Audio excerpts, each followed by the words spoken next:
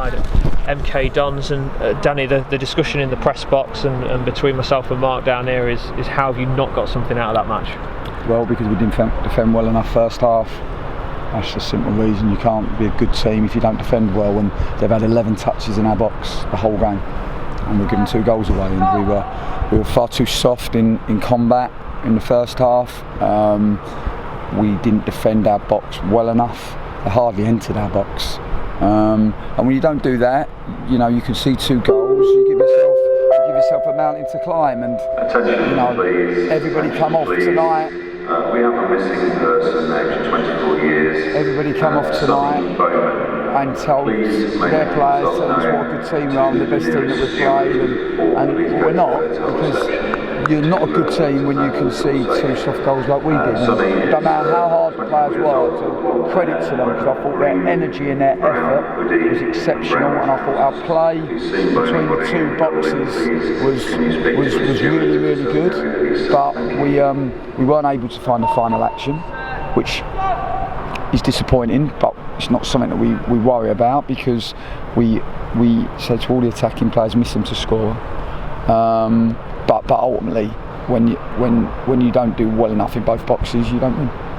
The second goal, has been some debate, people watching on the internet tonight. I've watched it back, it's very hard to tell, but some people saying that George Williams, who it hit on the ground, was offside. I saw Josh Vickers and Neil Eardley in particular remonstrating with the linesman. Have you had a chance to look back? Yeah, I've seen that. It's 100% offside, clearly offside. He's laying still on the floor.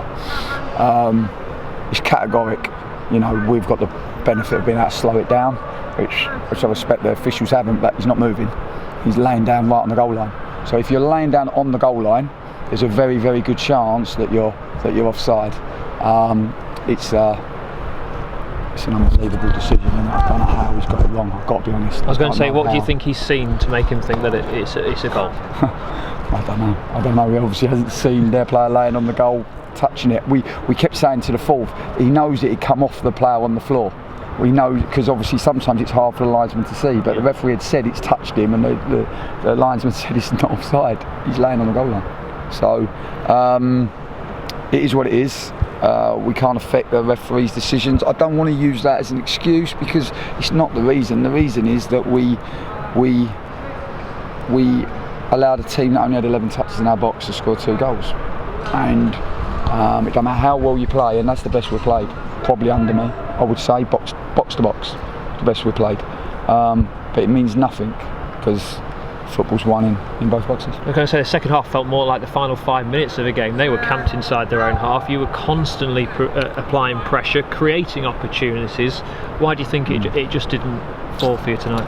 Well, because you're playing against a team that is very, very well organised and got into a lead, and then sat in very, very compact shape and got 11 players behind it. And we had to work really, really hard to keep shifting the angle of attack, to go round them and then try to go through them. And I thought we did it really, really well. I have to credit them, because I thought their defending, particularly in the frame of the goal, was exceptional. The amount of blocks they got. Their goalkeeper must have made 20 saves tonight. I don't know. But I don't know what those stats are. But I would imagine something in that region. And you know, credit to them, because they've scored twice and defended for their lives. And you can win football matches that way for sure. Yeah, I know you always say you learn from both winning and from losing. What do you take from tonight's performance? Well, we learn that if we don't defend as a collective, if we're not combative with the first ball, which was the cause of both goals, and if we are not then aware of our opponents, and ultimately it's about getting into organised compact shape, and then being aware enough to check your shoulders, be aware of where the space is, where the threat from the opposition is. If you don't have that awareness, then you can see goals. The second one's offside, so but there were still defensive errors in the lead up to that. So, like I said, it to me could have easily been stopped, and we didn't need. You know, if we defended well, we wouldn't have had to rely on the linesman. So we take from that. I think there's positive to take from our play between box to box, but we're not interested in being pleasing on the eye. not interested in looking good. We want to be good. And we want to be effective. We weren't effective in both boxes, and that is why we lost the game. So anyone who thinks we're a good team tonight is wrong.